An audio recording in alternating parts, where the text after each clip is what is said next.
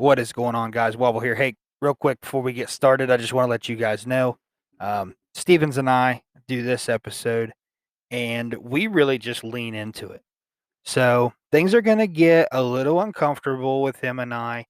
Things are going to open up about him and I, but it's just the relationship that him and I have. We are extremely close and bonded this friendship that we have through work, and he's just become my dude. He's the guy that I can fall back on, rely on, trust with everything that I have.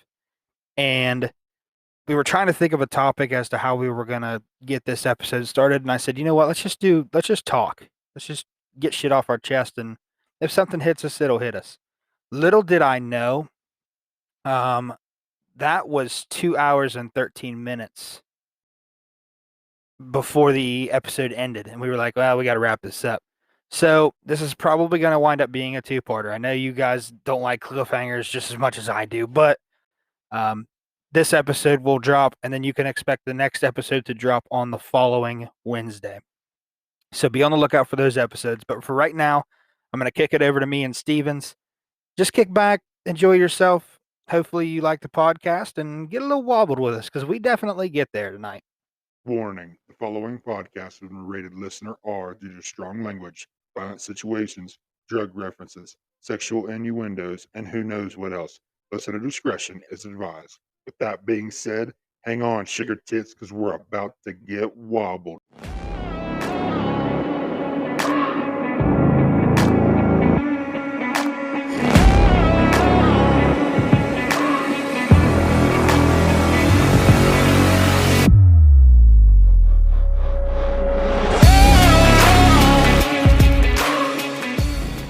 You know, it really grinds my gears. I fucking hate that in the state of Ohio, your fucking tags and everything expire on your birthday. Your license, everything expires on your fucking birthday. Ain't that some shit though? Happy fucking birthday, asshole, but we need $200. Yeah, happy birthday. We need $200. Where Kristen lives, it's the date you buy the car from. West Virginia, right? Yes. See, I don't know. I think there's ups and downs.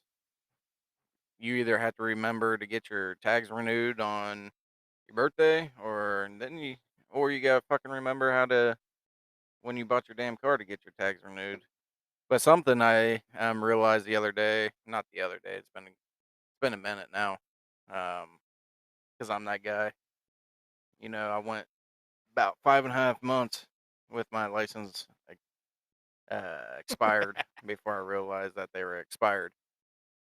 But what I realized, I don't know if it works same way with registration or not, but they offered me 8 year Yeah. on The the license license. offered me an 8-year license, and I should have took it. I don't know why I didn't. So I wonder if it's been a minute since do they offer the same on registration now, or is it still? I do not think so. I think it's every year, but I do remember the lady asking me if I wanted a 4 or 8-year license. I don't know. And for some reason, I just said 4 because I'm used to it being 4. Either way, it's bullshit because I always pay the extra money. On your well, you're supposed to do it before your birthday, but Yeah, most but I people don't. wait last minute, and next thing you Then know, you it's your forget. fucking birthday.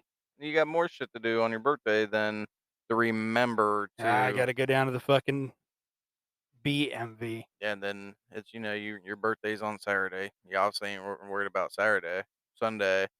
By Sunday, hell, Monday comes along, you done fucking forgot. I always used to call it the DMV. DMV, like driver. Yeah. D. It was.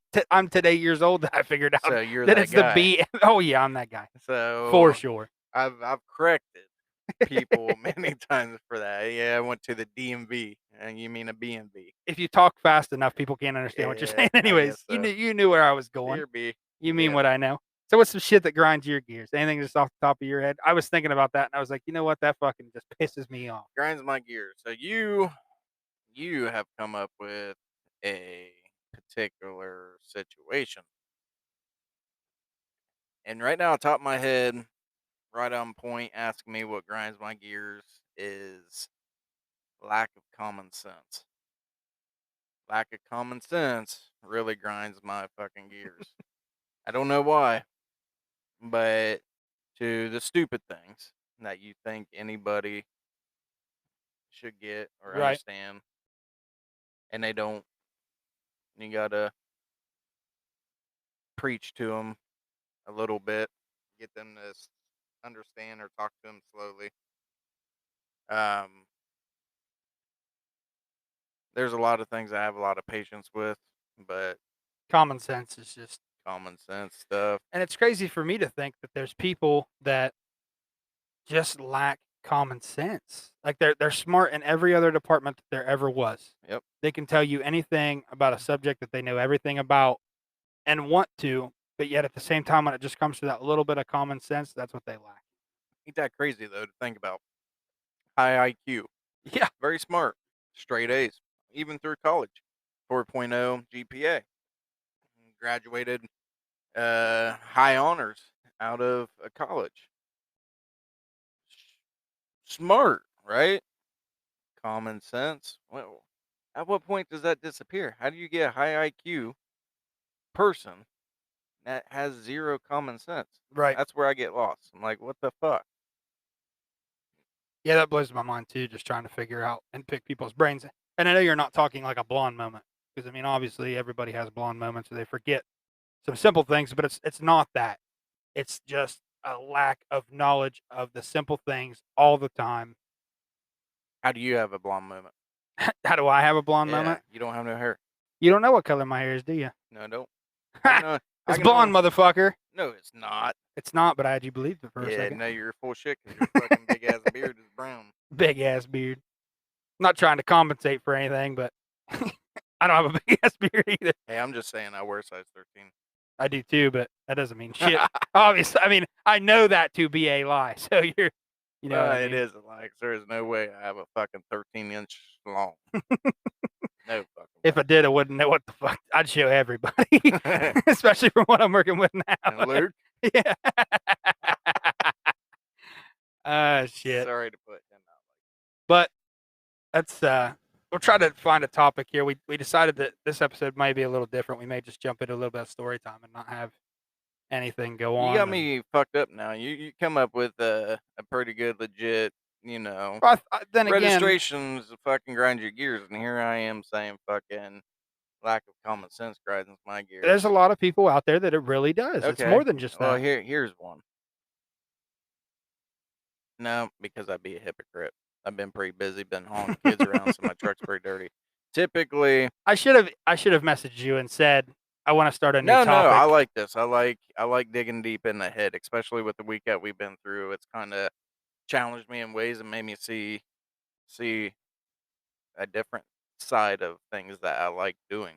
Right, which brings up a topic later on that you and I may talk about. But dirty vehicles, inside vehicles, drives me nuts.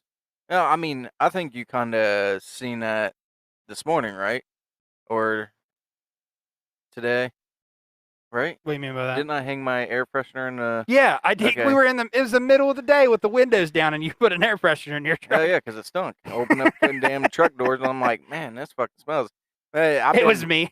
I've for real been hauling 3 boys back and forth to football practice daily, so I'm pretty sure that's where that stench is coming from. But nothing. You know what? I think that is mine. Nothing grinds my gears more than getting into my wife's vehicle and not having a seat to fucking sit on. Okay, that's what you consider dirty, though.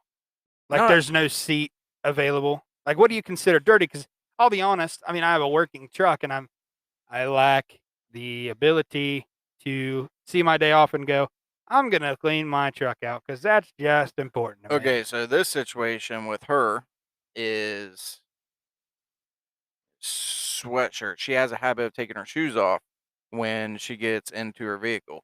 When she gets home, she doesn't grab those shoes. Before you know it, there's 3 or 4 pairs of fucking shoes in her damn van. She got sweaters, a blanket for God knows whenever she needs a blanket on an 80-degree fucking day. But she also is very. This is a story I can share too. She's very I don't know, what do you call it? Environmentally clean kind. Sure. She does not litter. And Oh, okay. Yeah, I feel you. hell of a story when we got together, I guess I never put 2 cents in that, cigarette wrapper, whatever, pop straw out the window it goes, Right. And you think twice about it. because I don't want trash. Honestly, I mean, I'm not talking shit about the people I hung out with before, but that's what we did. I mean, I want So that trash in my vehicle, but at the same time, you dig deeper into it. I feel you do. anything and everything she keeps, Right. with her thinking that she will eventually get it out when she gets home, but she never does. So the trash just piles up. It piles up, man. And I'm telling you, anything you can imagine. Hell, we can live out of our van. I am very confident in the ability that if our house fucking blew up, we're being fucking attacked, we can jump in that van and probably be able to survive on days. I'm talking ketchup packets where she's running through the, she's in a pinch, she's running through a fucking drive-through, catching food on her way to work. God love her. But she's got anything. Ketchup packets, mustard packets, any sauce packets you can think of. Which, by the way, I think they have an expiration date on the, especially leaving them in the hot car. She doesn't seem to think so. But yeah, that definitely grinds my gears. And it grinds my gears a lot because I preach to her a lot and I've cleaned out her vehicle a lot to tell her to keep that shit straightened up. And every time I get in it, we spend 5 minutes on clearing passenger seats and shit so we all can fucking ride. Right. It's funny that you say that, and Kristen's going to be so mad at me for telling this story, so I preference this now. It does not bother me that this object is there. Have you noticed anytime you go to any other fast food restaurant, and we all do because you're in a hurry, you want better food, but you settle for fast food. Shit happens. Mhm. When you go to Taco Bell, they give you the whole fucking tub of sauce. Let me preference this by saying I don't put any kind of salsa or any sauce on my burrito. I just eat it the way Taco Bell serves it because in my eyes, why the fuck would you not put it on there if it wasn't supposed to be there? Yeah. And I'm not a huge fan of it anyways, but the last time we had Taco Bell, she saves the Taco Bell sauce, the mild sauce. So she saves it, and it is set on my headboard of my bed. Yeah. I don't know Rainy how day. long. That's what they'll fucking tell you. And I keep joking with her because her and I we have a very great relationship in the aspect that her Wait, and I is can. she keeping it because of the saying on it, or just the fact that it's Taco Bell sauce? She does both. Okay. Because she'll show me, and I'll be like, "Oh, that's cute." Yeah. But no, she likes to keep the extra sauces and just have them, and just in case for some reason the world fucking ends and Taco Bell sauce runs out, so she can have it. Yeah. But I just don't keep them. I don't have a use for them. I don't need them. But her and I joke a lot, and I tell her that this fucking bothers me. It really does. And knowing just as well that I could take those and I could go put them in the fridge, and I could, I could get away from that situation. But I just like picking on her. Don't do that neither, dude. I have a whole drawer full of Taco Bell sauce. Trust me. Do not resort to the fridge. It will pile up even more. Let me ask you a question because I don't know many people that do this. Do your batteries, spare batteries in the house, where do you put them? Spare batteries? Yeah. In the house? Yeah. Bro, I don't have spare batteries in the house. Nuh-uh. Nah, You don't keep spare batteries? Dude, I got 4 kids. I know, that but are fuck, come on, man. electronic hungry. I can never keep batteries ever. Guess where I put them? Now, let me preference this again by Kitchen saying drawer. this is just the way I always knew. This is where I thought spare batteries went. Kitchen drawer. No. The drawer that. No. Okay. Let me hold up. Nah. Hit me. While you're thinking of it, I'm going to Google it because I was told this is a myth, and I do believe it. But this is where I know spare batteries to be. Spare batteries. So technically, you would think you want to keep them in a dark, cool area, right? Heat. I imagine sun and heat would maybe allow the batteries to lose some of their energy. I don't know. Maybe I'm way the fuck off here. But spare batteries. What? Ready for this? Yeah, what's up? Okay, I'm fixing to tell you some shit, and you cannot judge me. All right. This is a judgment-free zone. So stay in your own lane. But I put them in the fridge. Fridge? I put them in the fridge. What the fuck? They've always been in the fridge. When my parents ask, hey, can you grab me 2 AA batteries? You know where I go straight to the fridge. They're on the door. in that little plastic lid Yeah, thing. for the cheese. That's not That's where where my the cheese No, the goes. cheese, it's in the actual fridge. I'm talking on the door. Sometimes some fridges have the little plastic thing. I put the cheese in the fridge on the little drawer. Now, I Googled this. So myth? Huh? Is it myth? What? Meth. Myth. Oh, a myth. Oh, yeah, it's a myth. Google says first thing, most battery manufacturers do not recommend storing batteries in the fridge. While a cooler temperature might lengthen battery life. Okay. So okay, there's some shit behind it. The moisture from inside the fridge could damage the Yeah, battery I in get other it. ways. Yep. If you opt to keep batteries in the refrigerator, store them inside a sealed, airtight plastic bag. So you can. You can, as long as you keep the moisture off of them.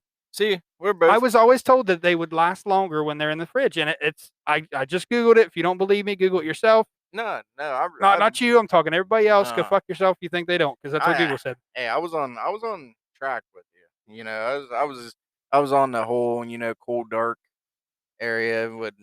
I've heard somewhere through the line that saves the battery's energy.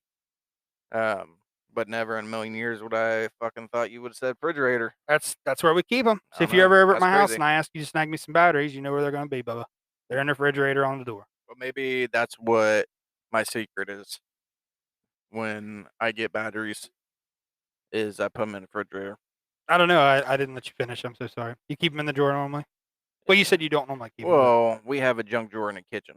That's and where everything ends up, It's obviously. typically the new appliance manuals, or we keep the aluminum foil and the paper stuff in there, lunch baggies.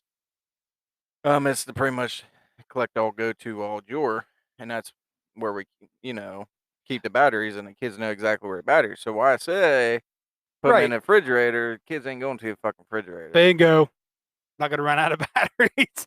Dad, you got batteries? I Nope. don't know. Are they in the junk drawer? Nope. Well, I guess we don't. Guess we ain't got batteries. Damn. So if you go through your junk drawer right now, because I know because it's been there for a long time and I've never once moved them. What is in your junk drawer that you don't think even has a reason to be in your junk drawer? You just threw it in there because it's junk, but at the same time, you could definitely get rid of it and wouldn't think twice about it. Honestly, a pair of crescent. It's a crescent wrench. I have no idea why it's in there. I don't remember if I put it in there. I could even see that being plausible, like keeping it in there. You never know when you're going to need a crescent wrench. I'm not a crescent wrench guy. Oh fuck! But hear me out though. I'm listening, but I don't want it. No, that's too cocky. I got a lot of cocky. I like how you played it through your mind, like I'm going to prove him something. Yeah. Then you're like, I probably should. I was going to go into that. I'm an experienced mechanic. I was going to say, are you like my brother where you can reach up under something, not see the nut, close your eyes, just lean a little to the left and go, that's a 5/16 for sure. Yes. I am not. I'm going to try 7 wrenches, and on the 8th one, I might get close.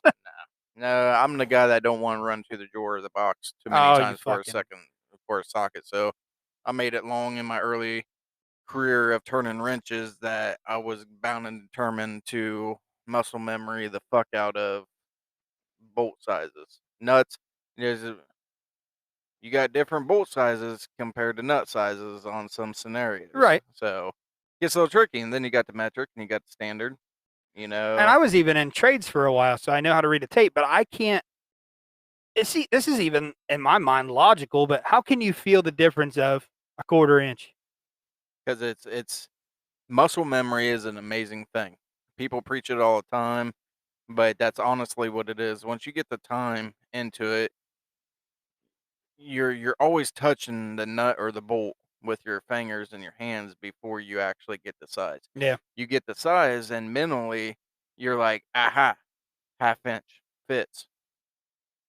In time, what happens is when you touch that bolt and you relate it to the size of 1/2 inch, it becomes like a muscle memory. So do you sit there and go, yeah, that's 3/4 inch. For those that didn't see what I did, doesn't matter. But you're talking a crescent wrench, and you're once again gonna think I'm crazy, and that's perfectly fine because I live in my world and you don't. Fucking outlet and light switch covers are in my junk drawer, and I'll tell you why. Okay.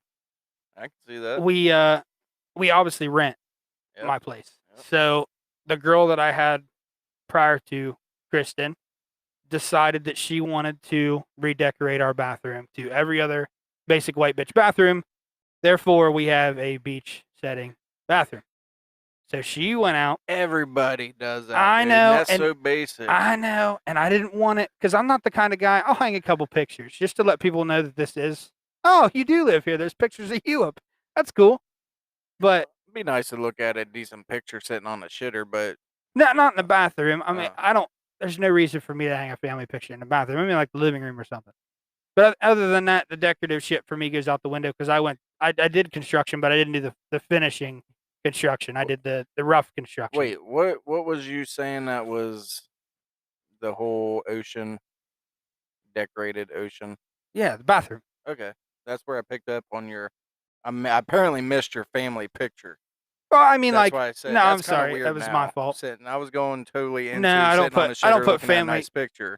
That must That's be. kinda That weird. must be Elliot's mom. That's awful. Nice. No, That's fucked I'm up. sorry. Let me rephrase. In my like, I'm not a huge decorative person, but like the living room or like in my kitchen, I have a thin red flag hanging up in my kitchen because that means a lot to me. Yeah. I have a piece of slate that somebody painted red and painted the Buckeye symbol on. I'm a big Buckeye fan. It was raffled off at a good friend of my family's benefit when he had cancer. I'll hang small shit up like that. But to fully redecorate a room just because you can, it doesn't appeal to me in my sense. Now let me also tell you this. What the fuck's the name of the store? Big Lots? Mhm. That place is a fucking demon hole. Yeah, 'cause Especially for everything's women. $5 or Well, $10. the girl that I was dating at the time told me, "Hey, I'm gonna grab a few things to decorate the house with," and I'm like, "Yeah, sure. If that's what you want to do, whatever. I'm with you. We're a team." $300 later, Oh yeah, easy. she comes back to the house and goes, "I'm ready." And I'm like, $300? Jesus Christ! The bathroom looked good before you started. But she put paintings up of starfish and the beach setting and this and that. And Yeah, went so out and bought the typical. little tiny potted plant that sits on the back of the toilet just because it looks Yeah. cool, and painted the light socket or the light switch covers and the electrical outlet colors blue with little bits of sand on them and seashells from when we went to the beach. And I'm like, you know what, whatever. And so I have those saved because in my mind, I'm like, well, if I ever decide to stop renting and move, I'm gonna have to replace I'm those. gonna have to, I'm gonna have to replace those. Even though they're like fucking 95 cents. No, actually, I think they're more than that now. I think they're over $1 a piece now, which is absolutely ridiculous. But I always thought, I might as well save them. I'm not doing anything else. Why throw them away? Yeah, I may need them. You're a hoarder, aren't you? I'm not a hoarder. I'm really not. Yeah, I can see something useless, like especially when I clean out my garage. I'm like, at one point in time, I did see that I might need this, but yeah, I do then too. I'm like, you know what? Why the fuck am I even holding on to this? Like, oh shit, there it is. I needed you like fucking 6 months ago. Where Yeah. the hell you been? What's the point in holding on to him now? Yeah. But is what it is. Yeah, I'm not. You would think with having a lot of mechanic experience that I would be better organized about my tools, but I am that guy that daily, weekly, whatever, I have to go in and clean the garage. Even when I was working for a company running out of a truck, you know, 'cause I'm that guy. I get done with the job, I'm done with the job. Yeah. You know what I mean? I spent a lot of money on my tools, but you just didn't feel like wiping them down, putting them back where you put it. It's like, you know what? I'll put it here and I will get it later until eventually 3, 4 different jobs. You got tools laying everywhere and you can't find the fucking 9/16 wrench. Then you get pissed off because it's not Then- where you put it. then you And you're the clean it. hypocrite. Yep. And, yep, I'm the same way. The exact same way. Well, it's easy for you because your shit floods out fucking seems like once every fucking month. it naturally causes me to quit hoarding. When Well- shit floods, obviously you can't keep it, True. And I feel bad for saying this, but at the same time, it needed done. When my grandfather passed away, we went through all of his stuff, and the family lives out of state and everything. So we were trying to figure out who was going to get what of his and this and that. And I don't have any room for it, but I live the closest to him. So everybody wants to store stuff in my garage, which I'm perfectly okay with. I'm not using that space. Go for it. But when it flooded, everything got ruined, and I felt horrible about it. I mean, the only thing I have left to cherish of my grandpa's is the motorcycle that he left for me. There was a baseball that I signed as a Pony League kid. It said, "Love you, Pat," my first home run, and signed it for him. And my uncle made sure to give that to me. And I'm like, why do I want this old ass baseball? It looks like I hit the motherfucker in maybe 2000, 2001. You know what I mean? Yeah. But like, he's like, well, you never know. You may want to cherish that one day. And it's been in my gun safe and it has not moved since. And I will not get rid of it now because I know the significance of it. But exactly, you just said it. You know, it's an item that you put somewhere that every once in a while, when you open something up, it's there, you see it, but it does the purpose what it's intended to do, and that's to remind you Yeah. of the situation that's no longer there, unfortunately. Right. So yeah, I definitely get it. That would be hard. I don't honestly have a whole lot of experience. I lost my grandma not too long ago, and I was pretty tight with my grandma, great grandma, not too long before that. But I don't have a whole lot of experience with death or funerals in my family. I'm fortunate for that, but it makes it difficult on me to cope with somebody that's feeling that. I felt a great deal of pain. My great grandmother, I didn't really spend a whole lot of time with, and I was very young when she died. My grandmother, I spent a lot of time with. Um, I don't know. I bury my feelings. Oh, So everybody does because it shows that sign of vulnerability, and no guy wants to be vulnerable, right? right.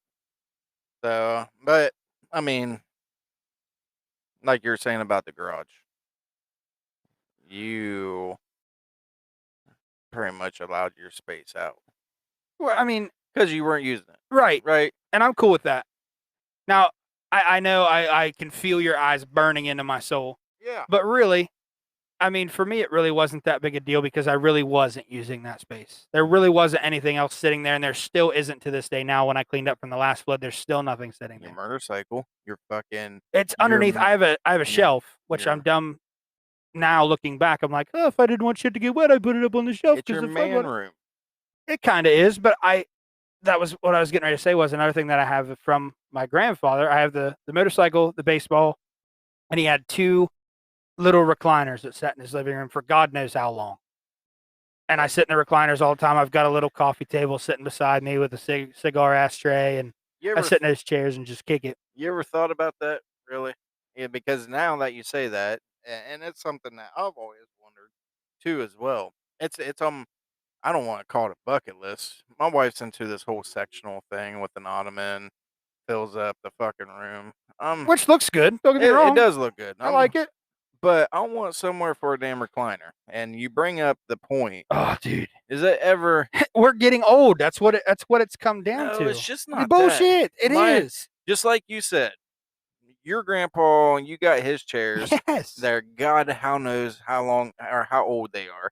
My grandpa was This the same fucking way thing too. stinks. Yeah. It's got fucking cigarette and cigar fucking holes in it. And I tell you what, me and my father, because this chair, you know, only my grandpa could sit in it and be comfortable. This fucker was raggedy, had it for years, but it was his chair. Me and my dad thought we were doing a good deed and go buy him a new, nice, lazy I know boy where this is rocking going. chair. Yeah. Fucking cubbies on the side, remote control for. It was like power up and down for his legs, you know.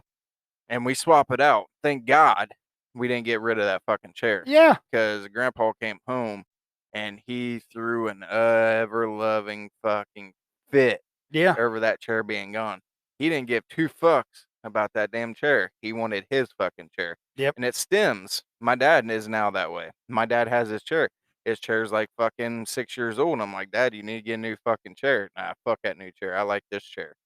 And then now I'm like, I want a rocking chair. Hell you yeah. know, so it's kind of, you ever wonder what that is for a man? I don't know. We consider it to be a grandpa thing. Then it turns into dad has a rocking chair. And then now here we are as young dads and we're like, we want rocking chairs. Now, to go from what you were saying too, that chair, which is, I mean, it's a regular rocking chair. It's kind of smaller. It's not as big as a living room recliner. It's a little bit smaller. A chair's been through 2 floods at my house that I know that I've cleaned up after. So this chair hasn't been floating, but the bottom of it has definitely been fucking soaked. I take so much care of that chair, and I dry it all out. I get it all cleaned up, and it's still sitting in the garage now. Both of them are actually, but Yeah, you'll probably have that chair forever. I probably will. But It'll I go with you. love going out in the garage, especially after I even do it after work or on my days off. I'll open the garage door. I'll get that air flowing through there. I take a cigar out, and I sit in that recliner, and I don't do shit. Listen to music and just relax. Yep. And you're doing that, for the reason of you relaxing, but you also got that other reason. For me, how I feel is that's keeping you connected to your grandfather. Yep. You may not know it, you may not consciously be thinking about it, but the way I feel is it's kind of cool. It's Yeah. cool how things like that, how the world works. It kind of challenges the fact of, do you believe in ghosts? Do you not believe in ghosts? Is there spirits? Is there an afterworld? Is there a heaven? Is there a hell? And you have things like that happen. Yeah.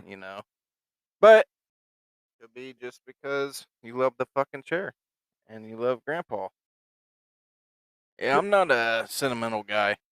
I kind of get a lot of hell from my wife for that. So do you? And I'll ask this because I mean, it's sad to say I've got this plan, but I already know what I'm getting from my dad when he passes away. We've already talked about this. Do you have anything from your dad or your grandpa that you're keeping just for sentimental reasons? No, I really don't. It's kind of hard for me because a lot of my stuff happened when I was young. I remember my grandpa, but I don't remember my grandpa. And of course, honestly, I had a pretty fucked up childhood. Yeah. And we weren't, we weren't the fucking family that had family reunions, or we went and visited every weekend, or it was none of that shit.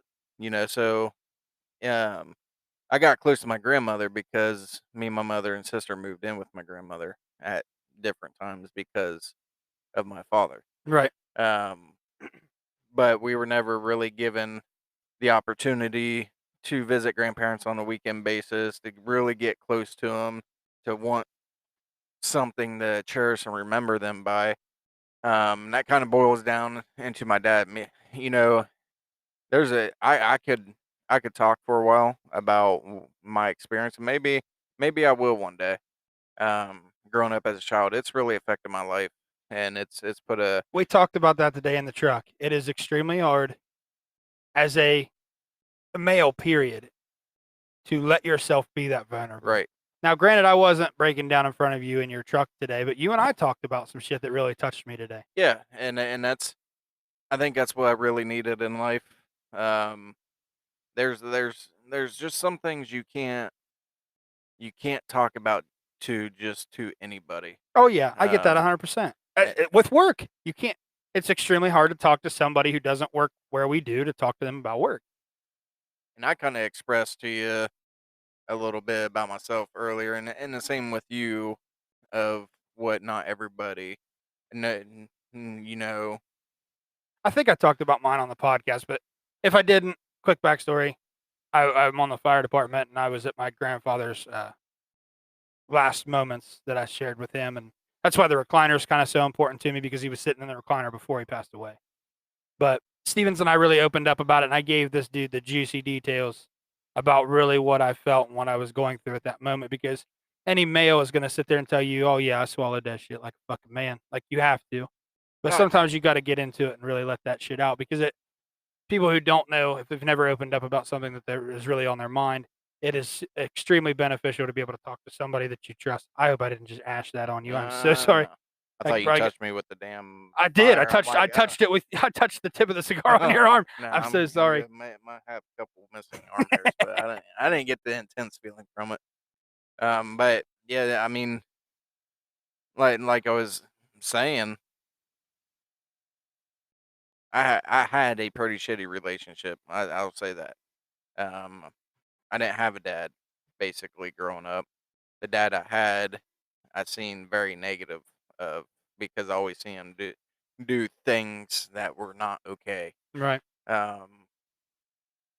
But I wrote him off. I Uh, did. Moved out. I think I covered that when I was 16. I wrote that dude off. Like, no fucking way. Fuck you, fuck him. Which is your right. Absolutely. Definitely my right. But you have a sweet woman come into your life as my wife is, and she makes you see things through a different light. She really gave me and my dad another chance. And, I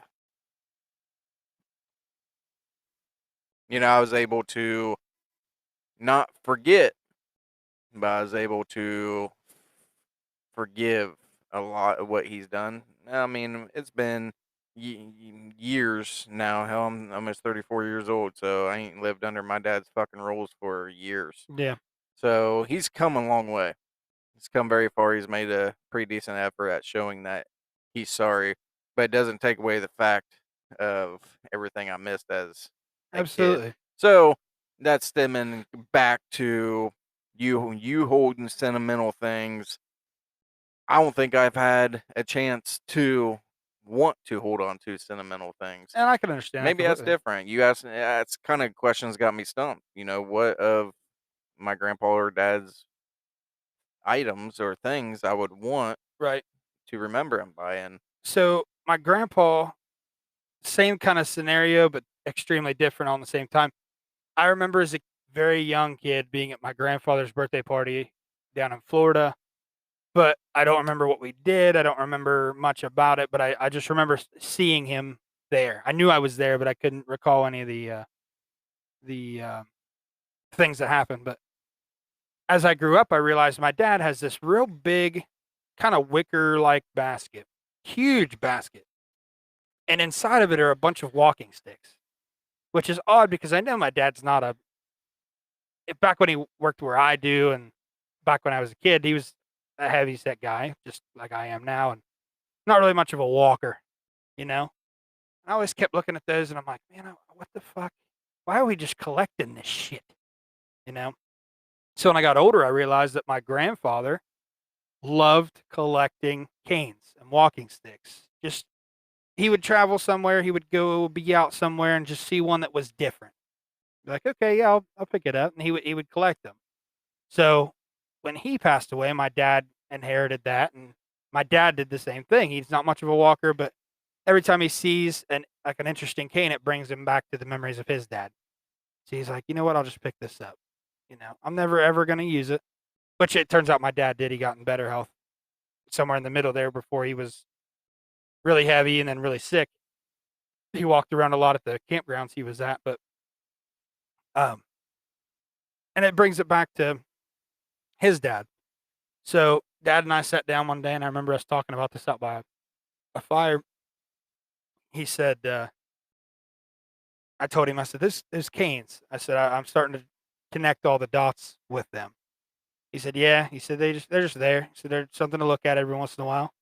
And my dad's got some really cool ones. Like one's shaped like a deer head and antler. One's got a snake wrapped around it and shit like that. And I remember he asked me, he said, obviously he has me and then he has my brother. So he said, you will get something and Camden will get something. So whichever way you guys want to split it up, you can have the canes or you can have the guns that my grandpa used to serve in the war. Now, granted, to me, the walking sticks just have more of a sentimental value to me than anything else I think would. But I think it's cool that my dad still has them, and I think they're in storage somewhere, but I haven't seen them in a long time. But just something small like that. yeah, Yeah, if you want to consider it hoarding in a way, yeah, sure. But no, no, no, not necessarily now. Now that I can see the picture, I can see the reasoning, um, for what you're doing. Yeah, for sure. I mean, I can't say I know 100% how you feel, but I definitely can see that. That I don't think I'd be considered hoarding in that scenario. But you kind of got me mind fucked right now because I'm really really thinking pretty hard on what my dad has.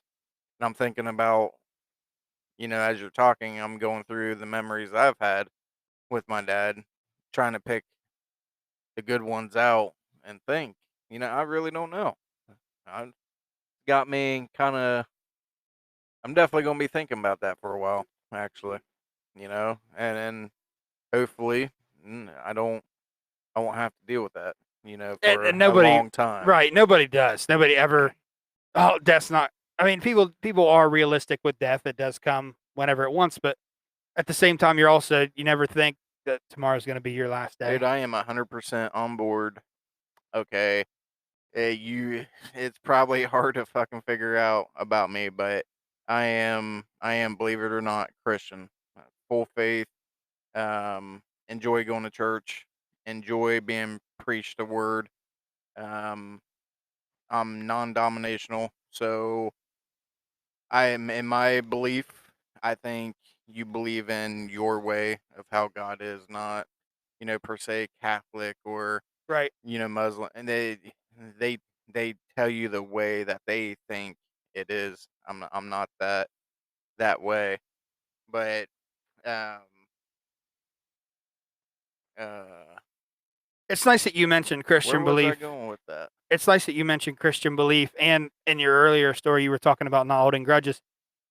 At work, I don't cover up obviously my forearms. I've got tattoos on my forearms, which are for people who don't have never seen me in person, um, Bible verses. Yeah. So on my right forearm, I have Philippians 4:13, which in the Bible says, "I can do all things through Christ who strengthened me." And when a lot of people know that right off the top of their head, it's sentimental to me. I stick with it because I can do anything. But on my left forearm is Matthew 6:14 and 15. And a lot of people don't know that right off the top of their head. And I even had to do a little research because I wanted to get something, but I wasn't sure what I wanted to get. A lot of people ask me. And I say, we recited the Lord's Prayer every time we would go out on the field before a baseball game, football game in high school. I remember that. Yep. And that was sentimental to me because, of my religious Christian background. So I dug further into it, and part of the Lord's Prayer is, forgive me of my trespasses as my Father has forgiven me of mine. Yep. And as hard as it is sometimes to know that people go out of their way to wrong you, people go out of their way to fucking treat you like shit 100%. and Yep. do it with a purpose sometimes. Yep. But I thought, you know what? I've heard a lot of people say it, and I really bite into it. Life is so short. Mm-hmm. So to me, grudges are extremely useless to hold on to. Now, let me say this. I am preaching to the choir. Do I still hold on to grudges? Yeah, Absolutely. There are some that I just have not yet come down to earth and just let go. Yeah. But the petty shit, I'm like, you know what?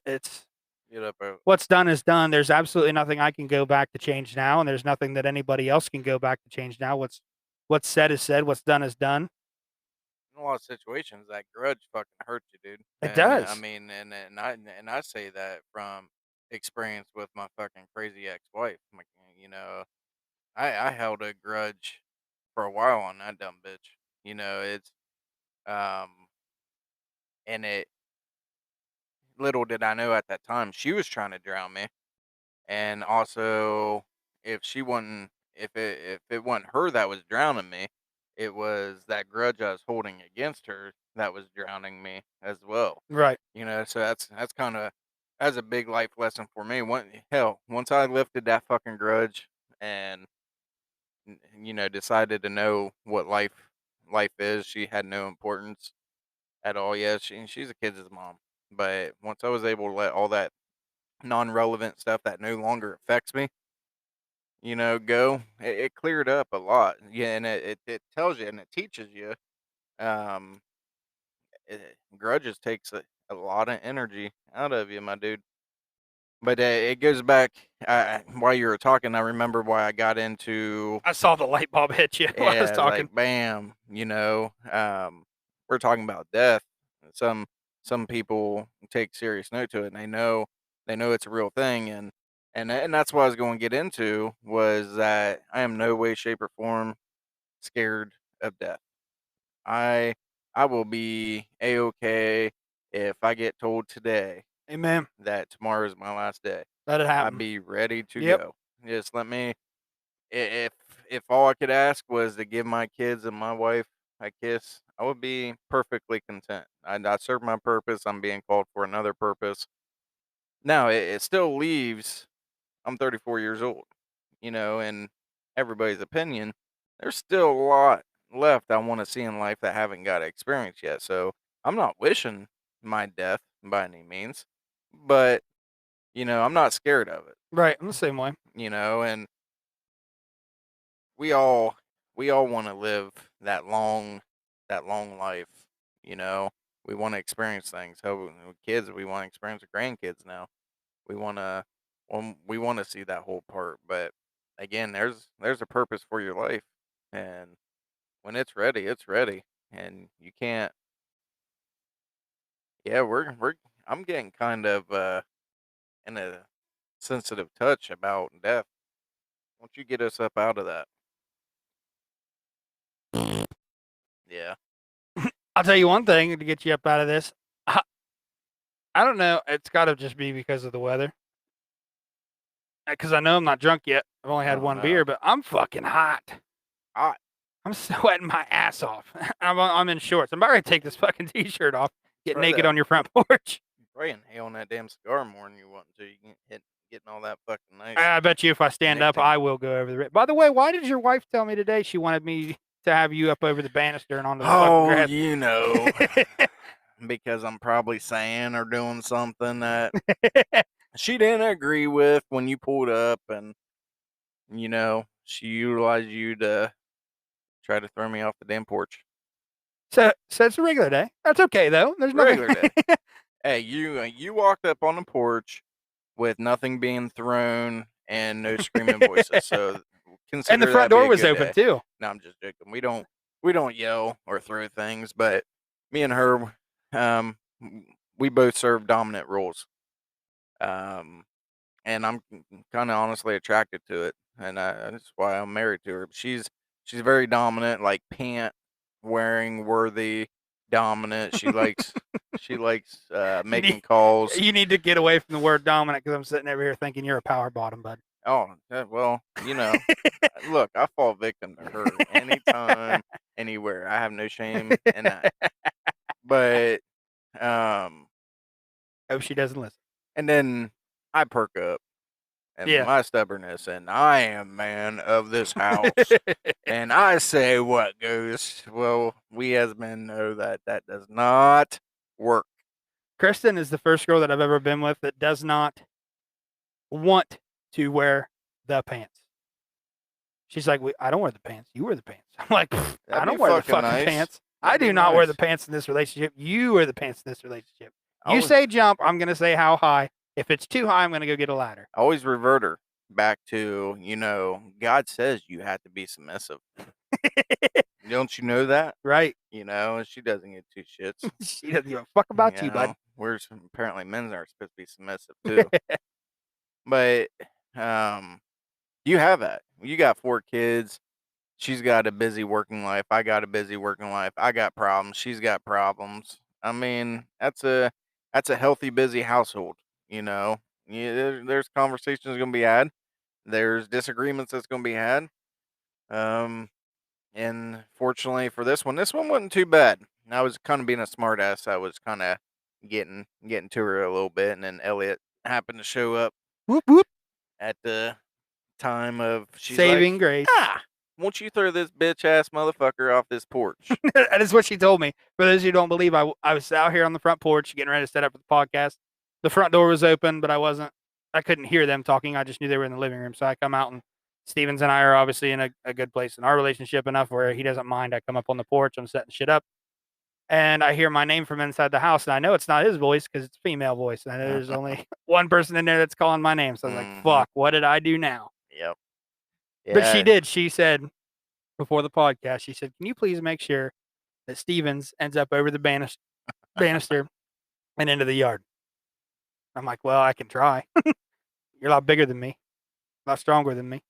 I think she's really embracing this whole wanting to be dominant role. I think maybe there's a secret lining in there for wanting you We're to throw me off fixing the to horse. get uncomfortable, but I gotta ask a question. What?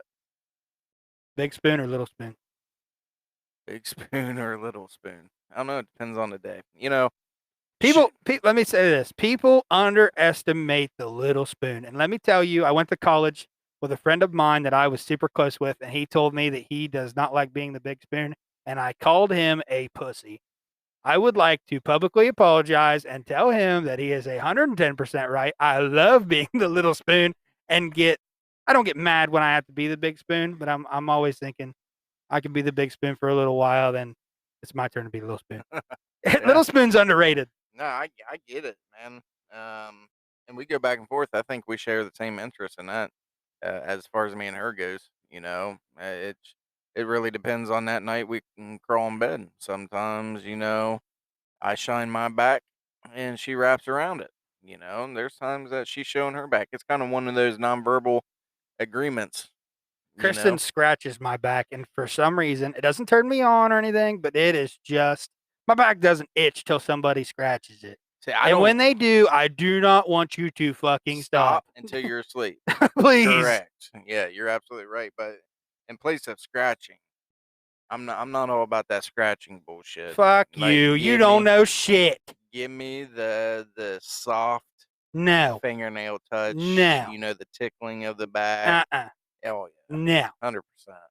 That's scratching. If there's no scratch marks, you didn't try hard enough. Nah, I ain't all about that, man. You gotta fucking get up and get in the fucking shower. And fuck that. I don't want blood. I don't want it to look like a fucking. It doesn't have to be blood. That skin comes off with them fucking fingernails, and you get in that shower, and you turn around, and it's like, oh shit.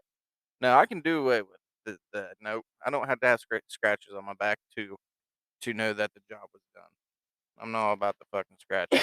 And I want to preference this. I want to ask you another question. I don't want your wife to get upset, so I will put a pin in this if you feel like it's too much. I'm telling you, my wife is a very, very open book. I know, but I'm getting ready to ask you something that I don't know if she would like other people to know about you. What? So the question is the age-old question that every man has to argue about. What? Ass or tits? Ass. For tits. Sure. Fuck you. No titties. Don't even. Dude. Ass serves no purpose. It sure the fuck does serve a purpose. Grinding up on my wiener is the only fucking. No. Yeah. No, dude. That ass serves multiple purposes. When that motherfucking ass is in that jeans, you're seeing the crease and you're seeing that fucking thigh gap going on. I know, but here's where I am. I can appreciate a nice ass. Don't have to have it. I am a titties feller, in, out, sideways, backwards. I don't give a fuck. I love Kristen's titties. Yeah, I mean, I probably can't use this because her coworkers listen to it. So, motherfucker. I love my wife's titties. I do. But you prefer your wife's ass. I want that fat ass. I don't. I don't need it. Fuck. It's not. I don't understand how you don't need it. Daisy Dukes are great. Okay. Under boob, or just the bottom of the ass cheek hanging out. You show me the bottom of that fucking cheek. Look, dude, I get nothing by boobs. Nipples, boobs, I get nothing. Nothing. I am mind fucked. I am mind fucked by you. Once you show me your boobies. You're telling me that I can't. I don't want to see Kristen's titties, but if Kristen she raises her shirt in place of. She did it once, and I said, "How high you want me to jump? Because I'm fixing to go get a ladder if I can't reach it." In place of her turning around and bending over. The last words that I want to come out of my mouth is, "Hey, baby, show me that turd cutter." You're not just seeing a damn turd cutter. I don't need the dump truck. Pops right out the fucking back with them ass cheeks. You're crazy. Get the fuck out of here. I'm a titties guy. No, definitely ass. I can appreciate a nice ass, but titties are it for me. Fuck you do with it. Titties run you grab them. What the fuck? You lick the nipple a little bit. How many times you bit in an ass cheek? I bite it all the damn time. How many times you bite titties? Well, All the fucking time. Quite a bit, I guess. But All the time. I love him. dude, I'm not. Titties are the funnest toy God ever made. I'm Now, not- granted, titties serve a purpose for other things, but you can squeeze it, you can roll it, you can fucking just. Dude, They don't break. They're the coolest toys in the world. that is not getting me hard. Oh, I promise you. Bub, let me tell you something. If she's sitting there with her damn shorts on, The only way a butt's getting me hard is if she's wiggling on me while I'm Big Spoon. That's it. I don't get it. I don't get it.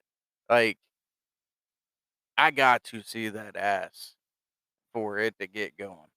You know, the titties alone ain't doing it for me. Titties alone are doing it for me.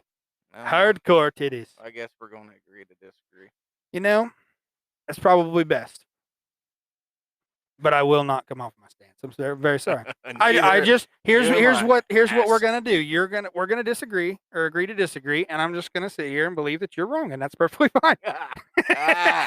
There we go. I would be curious of a survey on that. Out of I think it would be closer than what you well, 1,000 people, maybe not, because here's the thing: titties. I heard somebody say this, a famous comedian. Titties used to be in style, but now for some reason it's more and more people are starting to like ass. Now, I don't have anything against you. What works for you may not work for me, and I'm perfectly fine with that. Yeah, You know, whatever. yeah. But I am a firm believer that what works for me works for me. I will not deviate from it. Show me your boobies. It's not a motorcycle this time. It's just a car going up the road leisurely. No yelling, no screaming. My dad tried to play that off as something as normal. He's like, maybe he had an earpiece in and was talking to somebody on the phone. I said, you weren't there, Big Mike. You don't know. I Yeah. know. I saw it. Man was talking to himself. It's my story. Let me tell it the way I saw it. Talking about men talking to themselves, boy, haven't we had a hell of a fucking week at training? Been a great training. Great. Rough day. Yeah. For me, it was. Yeah. So for those who don't know, Stephens and I were just talking about the training that we've been through, and I kind of hinted on some of it. We went through the crisis intervention team training. Basically helping out people in the real world or in our profession. God damn, I just ashed on my fucking duffel bag. Yeah, good for you, motherfucker. I'm doing great today. Get my arm. Nope. I'm about to get myself, probably. I'm probably next. I need to watch out. You got a helmet? But we did this. I don't know if I got a helmet to fit your big ass head. You probably don't. But anyway, we did this training. It's to help people in a crisis situation that they might be going through. And just to give you a little bit of background without giving you too much background, they play scenarios out as people in crisis. Now, in the profession that we work in, they have a start line and we have a finish line. As our job very often is demand of us, or not demands, but how we see it, we're going to get from A to B as fast as possible because I want that done. Yeah. With someone in crisis, you obviously cannot do that. You have to take the scenic route. Now, I'm very much a person in my real life to take the scenic route. I do bunny trail. But in a crisis situation, you know the answer. You want to tell that person in crisis the answer, and you want it to happen. And that doesn't always work. Not necessarily. I mean, enough time, enough patience, enough working. I mean, it could take 10 hours. It could take 15. But one of those things that, and I say that because one of those things that we were taught, when somebody's in crisis, and that this could be a wide genre of things, whether it's a mental disorder, somebody thinking about committing suicide, somebody that lost a family member, somebody that's seen something. To somebody that just had a bad day of work. This is a huge spectrum we talk about. Huge spectrum. The statistic and the number, which is kind of interesting to me, everybody comes down eventually. We don't know when. We don't know how they're going to come down. I think more so our mission is when of course, we want to go A to B as fast as we can, and we want to get them down in the way we want to get them down. That way, when they're coming down themselves, it doesn't lead into something Right. worse. Um, but yeah, that's what we've been doing all week, training. It's been very interesting, very eye opening, very some very great training. We say scenarios as in legit scenarios, like you said. Um, I would consider some of those normal runabout guys with jobs just like us to be damn close to being professional fucking actors. You ain't They could shit, probably man. go make a couple bucks. Yeah. It was legit stuff. Um, even even you knowing that it was an act, that they're acting it, you mentally acknowledge that, but after 5 seconds of this scenario happening, you were gone out of that mind frame completely. It Yeah. got serious real They fucking are quick. legit. It's definitely legit. Very, very, very, very great training. Um, but what I've been appealed to the most from this training is it's not something. Yeah, we got sent to it from our professional career to help within our professional career. But it's definitely something very that we can definitely utilize in our personal life. And that's just not with family members, your children, your wife. I would probably suggest against that. My wife's pretty fucking smart, and she's trained and certified in many areas too. So if I try to CIT her, she will definitely get on point of don't fucking CIT me. But even because I mentioned that to Kristen too, but the way I look at it is if she is in crisis, yeah, she's going to pick up on what you're doing, Right. but she's also we are taught to Mm-hmm. find that hook Yep. wherever it is and try to tug on it a little bit. Yep. If it's a trigger, we back off, we find a new hook. Yep. So your wife's going to pick up on that. But I feel like she would feed into it too. I mean, because at the end of the day, let's be honest, women want you to listen to their problems. Absolutely. They don't want your fucking opinion right yet. Let You know me what's vent. shitty? I don't know about your scenario, my scenario. I don't know. What's shitty, what I gather most of the time is they want you to listen to them, right? How often do you feel like you're being listened to? I feel like you I'm said, putting you on the Kristen's been spot. to. You can put me on the spot, and that's fine. I'll be 100% honest. Kristen's done somewhat of the same training that we have. She's a very good listener. I will give her that. There aren't many times, and she hasn't got me to the point yet, but there's a lot of times where I don't really want to talk because I'm that man that sees that's a sign of weakness for me. Mm-hmm. I'm not going to, which is bad because with your significant other, you should be able to open up comfortably. Open book. An open book, which 100% I've told open her I book. am an open book, but there are some things in me, like today when I was telling you about the fire department shit and some of the shit that I've done. It's difficult because, like I said, it shows a sign of weakness, and I was taught that you go through those things and you take photos or you take mental images of those scenarios or those things that you went through, Yeah. and you put them in a shoebox, and that shoebox slides under the bed. Every once in a while, it's perfectly okay to pull that shoebox out, go through the pictures, and go through that. I like it. But then you put the pictures back, you put them back in the shoebox, you put them back underneath the bed, and you go on. I like it. I like it. I was. That's how I was taught, and it's very beneficial for me. Now, for what works for me may not work for other people, Yeah, but yeah. when you bring up those pictures, and sometimes you gotta let those emotions that come with those pictures out. It Yeah. is extremely difficult from time to time, but Yeah. you got to, because how much shit they just told us in training, not today, but yesterday. How much shit are you gonna let compact and pile and fill and just build up until eventually it's all coming out, whether you want it to or not? The body can't take that much stress. See, and that's a big difference between me and my wife. Um, my wife, even with having the training she does, she tends to bottle a lot of things in. Um, what sucks about that, in my opinion, is eventually it's gonna fucking blow like a damn volcano, and that's the situation when it does. Tends to be a whole lot worse than what it is. I'm on the other spectrum. I don't bottle shit up that much. I freely speak when I have a concern, when I have a problem, when I'm upset, when I'm pissed the fuck off. Um, and then that creates some things within us. Well, now I'm saying it because she's sitting here is like you need to be a little bit more reserved. Pay attention to what it is you're saying. Some of that shit don't need to be said.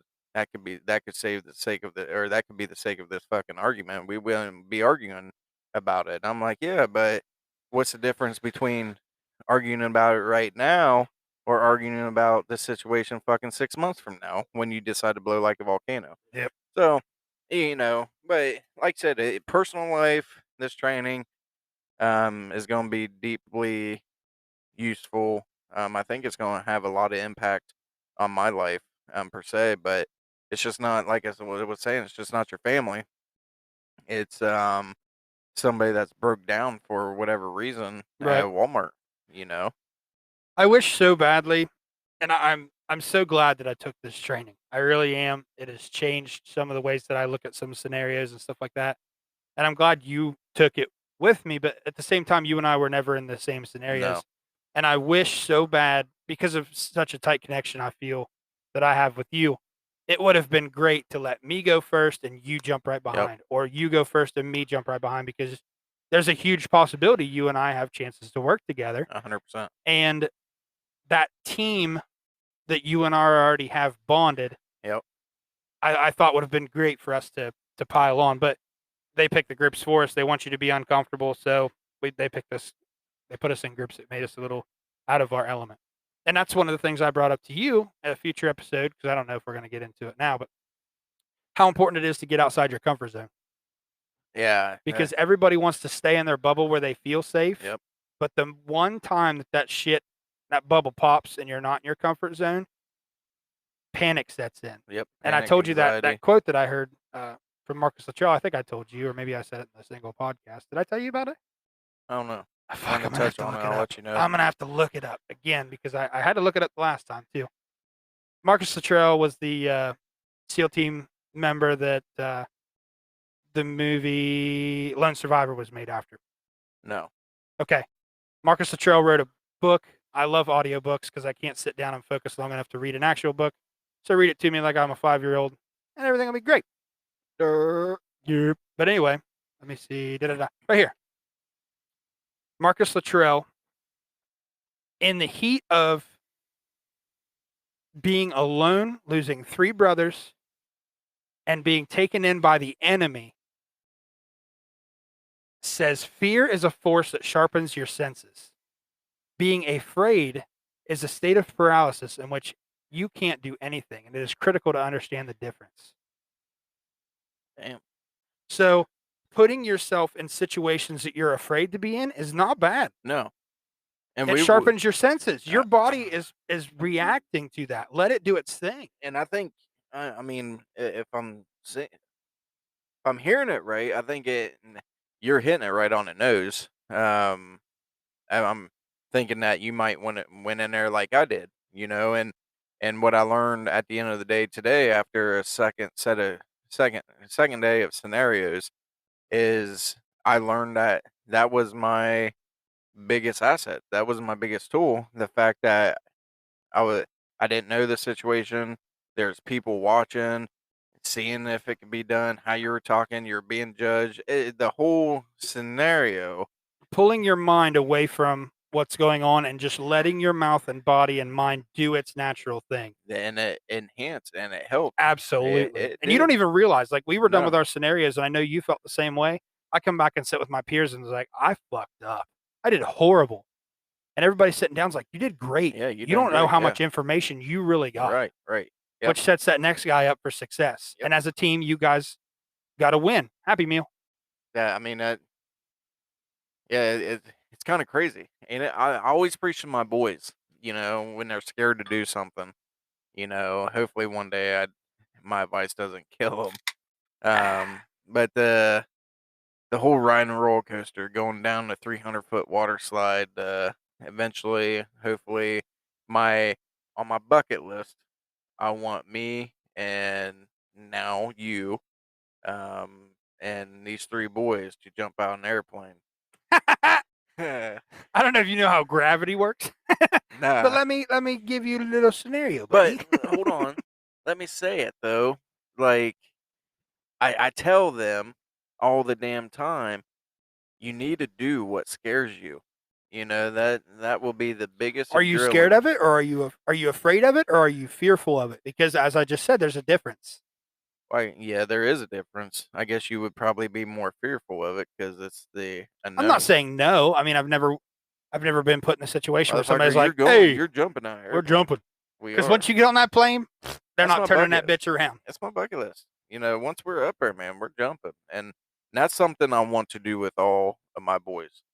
And I think that's it's mainly because I want I want to show and I want to prove to them that even in the scariest fucking situation, that you can overcome it, Right. and it could possibly turn out to be the best thing that you ever did in your life.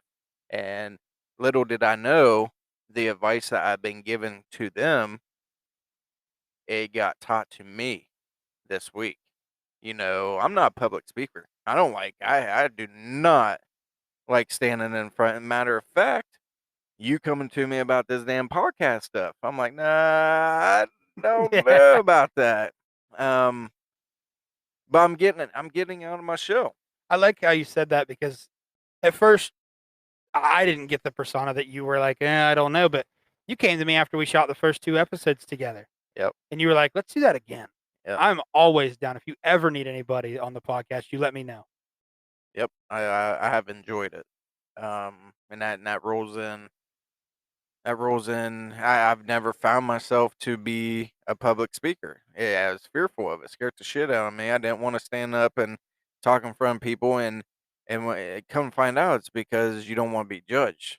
You know, you don't want to say the wrong thing. You want to say the right thing.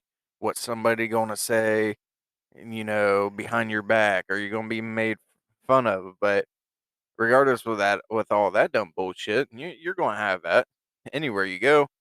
Um, but you learn, like, this is nice, you know? Right.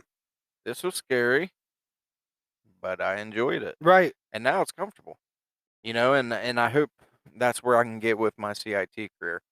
Um, it's definitely this week has definitely put a whole new twist to myself, you know. Um, it's kind of hard because if you gave me the opportunity to talk about our profession and some of the stuff that we go through and some of the things we deal with, I could put out a bunch of negative things about. I could have a lot of things to talk about. Um, but this actually brung me around. Yeah. This is a different avenue and twist to your career that you've been thinking about, um, possibly saving my career. Um, Not that your maybe career's in jeopardy right now, but no, it's just yeah. myself questioning the fact: do I want to fucking do this? Right. You know, there's some bullshit that you deal with, whether it's policy or whether it's personal, rather whatever it is. We all have our bullshit, but it's just myself and how I feel about the situation on whether I want a career change. Think I might want to do something else this week, in particular with the CIT training. I think it's brung me around to, you know what, you know, think this might be something I would definitely be interested in pursuing. Right. It's kind of hard to ain't I'd love like to be a coach. I'd eh, love to further my education and what we did and be a yes, coach. coach. I want to get to the level of knowledge and experience to where yes, you're absolutely right. Be a coach to help open somebody else's eyes that are sitting there in a corner like, you know, uh, I don't even care what you guys say about this fucking week training. I think it's I fucking can't wait dumb. until we are able to go. I, let me rephrase that. I don't want to go back to work because I know what that's going to entail. But the moment that you see IT somebody at work and your partner looks at you and go, where the fuck did that come from, Mr. Hardcore dude? Mm-hmm. Thought you were harder than woodpecker lips. Now you're softer than fucking flip side of a pillow. Yep. And you're like, hey, that's what I learned. You know, sometimes you can't be rough around the edges. Meet my multiple personalities, motherfucker. Yeah, take that. Yeah. You thought you were crazy, bitch. Little do you know. Yeah. But I think it would be cool to, because they said you can use that at work, you can use it at home, you can use it in public. Yeah. You Yeah. know? I think I'm ready to now. Obviously, I don't want to see anybody in crisis. They said that at the training. You don't want to see anybody in crisis. no. But when absolutely you not. get into that scenario, you let your training take over. Yep. And you get a little vulnerable, and you're like, okay, let's do this. Let's fall back on what I have, and let's fucking do this. Yep. And that success that comes from that pays for the reason why you love doing it. Yeah. We're obviously unexperienced at the moment, but we got training. We got our eyes open. We know more than we did then, and we kind of know how to get into it. And like I said, and like you said, outside life, personal life, kids, wife, person at Walmart, the person throwing a tantrum. You know, one of the things that our eyes got opened up to this week was the fact of you don't necessarily know, and I think I kind of touched about this a little bit before on an episode. You know, you don't necessarily know what that person's going through. Yep. You know, you what I mentioned before, judge a book by its cover. Yeah. You know, and that this whole training that we went through was, although I don't see what you see, explain to me, help me see what you see. Yep. Help me see what it is that you see. Help me understand so I can better understand how to. And I don't want to say it as bad as it's going to sound, but how to deal with you. You know, and little did we know before, if there's information that we knew, we would in a situation deal with the situation differently than what we would on somebody that we don't know that's having underlining issues. So I felt like this was a good place to kind of cut it off and end episode number 6, because going on further, it is a lot less talk about the training that we went through and a lot more of just what we were doing before, kind of the story time kind of aspect of what we're getting into. So hang on tight, guys. I know you guys probably want to hear this next part of the episode just as bad as I want to drop it for you guys, but I will tell you this episode is hilarious, and I can't thank Stephens enough. I knew this at the time when we recorded this episode, but Stephens had changed shifts on me, and he was starting just after this episode aired. So beforehand, him and I both worked second shift. I knew he was going to third shift just because of he talks about having to take his kids to football practice, and it is next to impossible to get all of that done on second shift and still be able to do family things. Him and I are still going to make episodes going forward. Him and I both agreed that no matter what happens and no matter what shift we work and whatnot, he still wanted to be a part of the podcasting. And I told him that was never going to be a problem just because of how close of a friendship him and I have. But like I said, guys, we're going to go ahead and wrap this episode up. Stay tuned for next episode. Please, let me tell you guys, it is hilarious. Him and I get into some family stories and just laugh. We start the next episode talking about how we pay it forward in life and how him and I see things. So stay tuned for the next episode. It is so worth it. In the meantime, hang in there. Stay wobbled.